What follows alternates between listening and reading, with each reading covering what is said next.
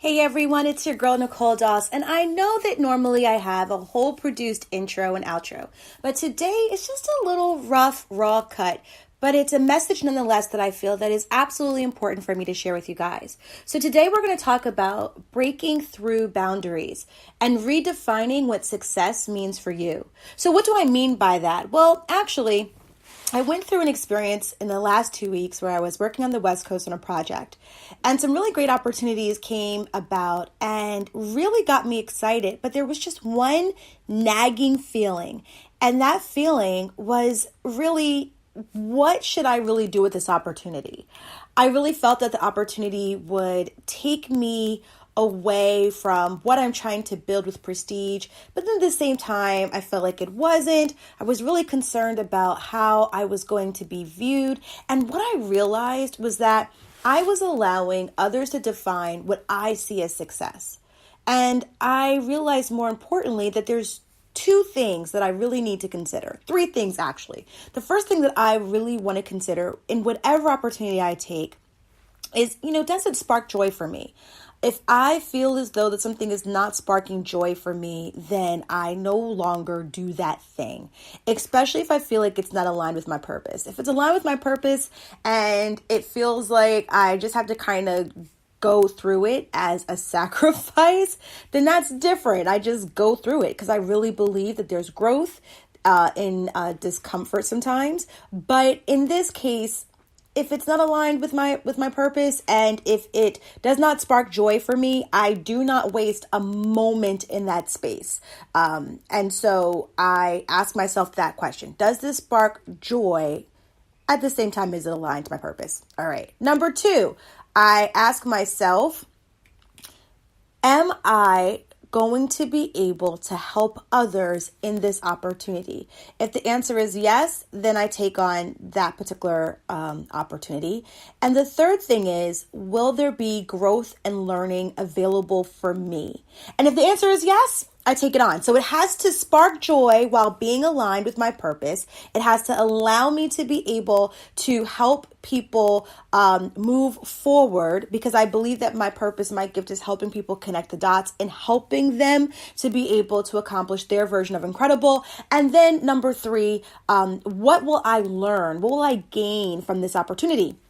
So if I'm able to find some really great answers that are attached to those three questions, then I like to move forward. So with the opportunity that was presented to me, I found that I really liked the answers that came from that. I felt that, yes, it is aligned to my purpose. Yes, I am going to be able to help others. And yes, I'm going to learn so much from this opportunity. But there was this nagging gremlin.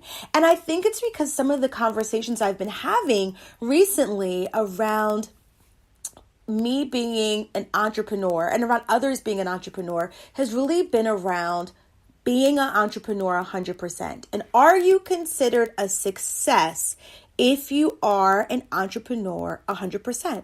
And I started to look at some of the people who are millionaires that I follow, and David Metzler being one of them.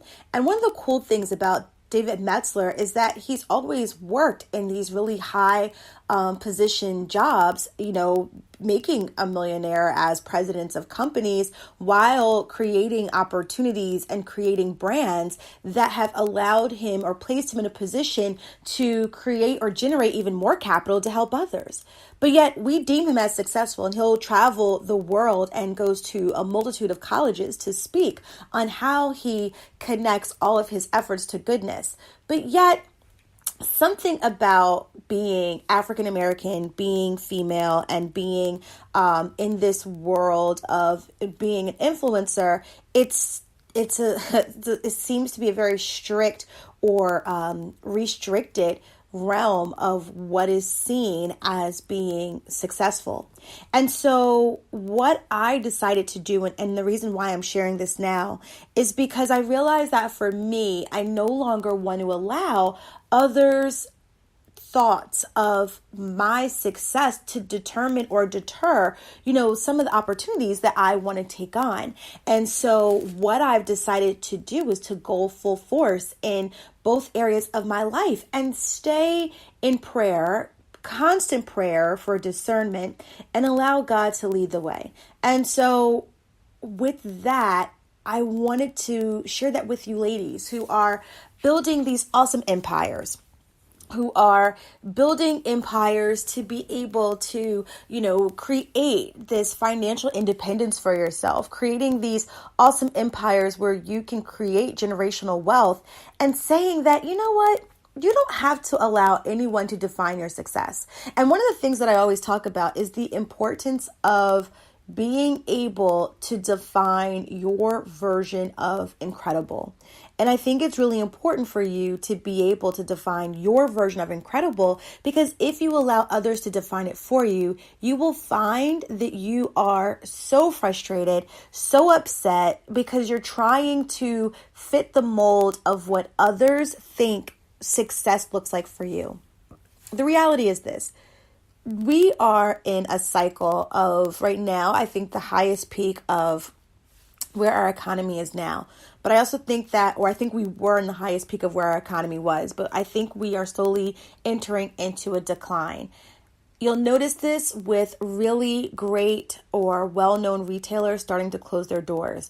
I thought when I saw Henry Bendel close their doors at the Cherry Hill Mall, I thought that was just the store not having great performance until I went online and saw that the company has closed down altogether. Seeing stores like Gymboree closing their stores for toddlers in malls, which I would have never thought would have happened. All these things are slowly starting to happen. And you'll notice slight declines and really small indicators happening before you'll notice bigger and larger impacts to the economy in the coming years. But with that being said, if you pay attention to the economy and you notice it's on a slight decline, the one thing I will say to all of my girl bosses out there is make sure that you position yourself in a way that allows you to be risk adverse during financial upsets or financial wins. So meaning if the economy is winning and you're winning, great. But if the economy isn't doing so well, what are you putting in place to make sure that you are financially safe?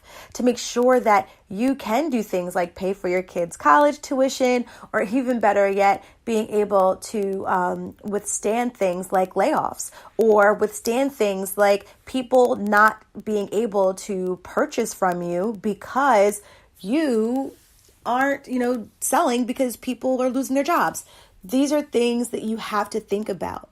Because you're riding high now, doesn't mean that we're always going to ride high. So I want you to always define for yourself what your incredible is. I want you to always think about those 7 streams of income. And I want you to ask yourself, are those 7 streams of income aligned to your purpose and sparking true joy for you? And if the answer is yes, then that's how you win.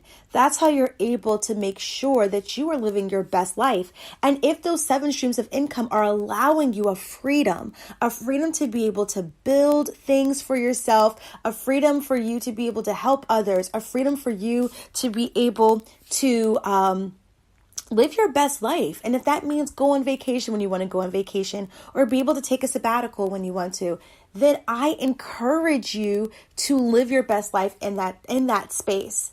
I had a girl boss who was part of my mastermind say to me that she really didn't see herself leaving her job, although she wanted to really focus on her nonprofit, because she worked so hard to get to a space where she enjoyed her 9-to-5, where she enjoyed all that she's doing.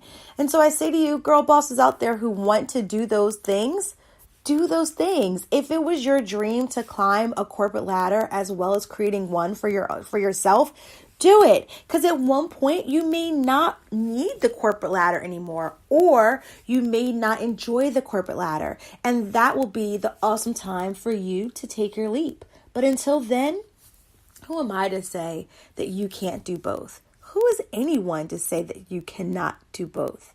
You get to define. You get to define what your version of incredible is.